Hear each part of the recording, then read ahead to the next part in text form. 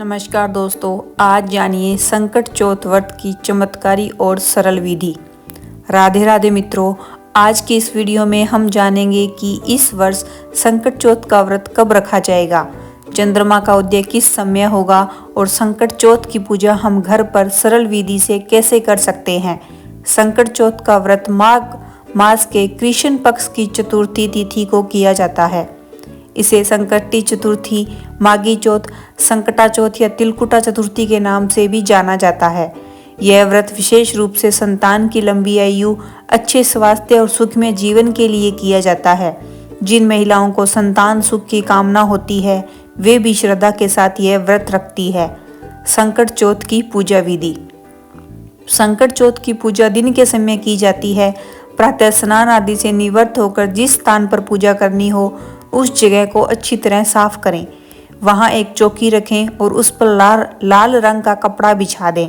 इसके बाद फूलों या तिल से आसन बनाकर भगवान गणेश की मूर्ति या तस्वीर स्थापित करें। यदि मूर्ति या चित्र उपलब्ध न हो तो सुपारी को गणेश जी का रूप मानकर पूजा कर सकते हैं। अब दोनों हाथ जोड़कर संकल्प लें, हे गणेश जी महाराज और चौथ माता, आज मैं आपके निमित्त यह व्रत कर रही हूँ। कृपया करके मेरी संतान को दीर्घायु, उत्तम स्वास्थ्य और सुखी जीवन प्रदान करें।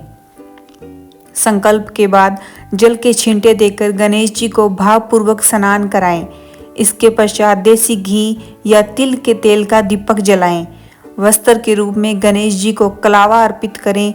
यदि आपके पास जनेऊ हो तो वह भी अर्पित कर सकते हैं। इसके बाद रोली से तिलक करें और दीपक पर भी तिलक लगाएं। तिलक के ऊपर तिल अवश्य चढ़ाएं और दीपक में भी तिल डालें, क्योंकि मान्यता है कि इससे संतान के कष्ट दूर होते हैं। यदि द्रुबा घास उपलब्ध हो तो गणेश जी को जरूर अर्पित करें। साथ में लाल फूल चढ़ाएं। लाल फूल न हो तो जो भी फूल मिले श्रद्धा से अर्पित कर दें। अब तिलकुट अर्पित करें। तिलकुट भुने हुए तिलों को कूटकर उसमें गुड़ या शक्कर और थोड़ा सा घी मिलाकर बनाया जाता है। यदि आपने तिलकुट पहले से बना लिया है तो अर्पित करें, अन्यथा साबुत कच्चे तिल भी अर्पित किए जा सकते हैं। इसके बाद जल और दक्षिणा अर्पित करें।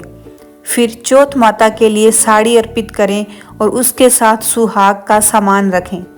यदि आपका पहला व्रत है तो साड़ी और श्रृंगार सामग्री अवश्य अर्पित करें।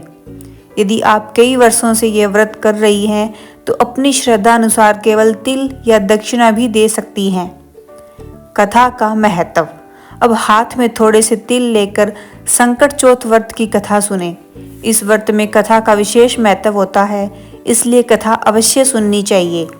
कथा सुनने के बाद हाथ में लिए हुए तिल गणेश जी को अर्पित करें। कुछ तिल दीपक में और कुछ जल के पात्र में डालें। इन तिलों को 2 भागों में बांट लें। एक भाग से दिन में सूर्य देव को अर्घ दें और दूसरा भाग रात में चंद्रमा को अर्घ देने के लिए अलग रख लें। आरती और व्रत पूर्णता।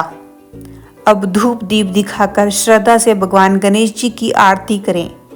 आरती के बाद पूजा में हुई किसी भी त्रुटि के लिए क्षमा मांगे और संतान की लंबी आयु, उत्तम स्वास्थ्य व उज्जवल भविष्य की प्रार्थना करें।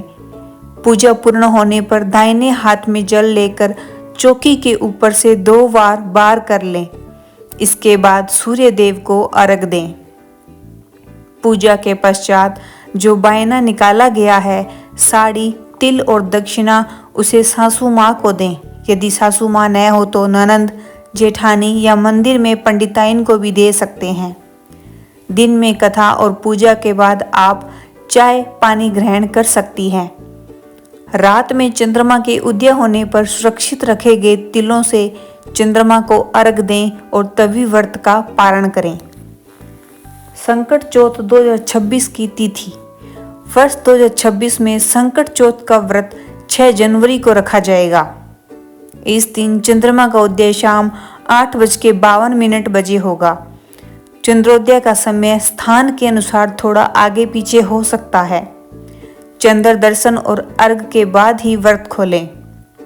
मित्रों, इस प्रकार संकट चौथ व्रत विधि पूर्वक संपन्न किया जाता है। यदि आपको इस व्रत से संबंधित कोई प्रश्न हो तो कमेंट में अवश्य लिखें। यह पूजा विधि आपको कैसी लगी, अपनी राय जरूर साझा करें।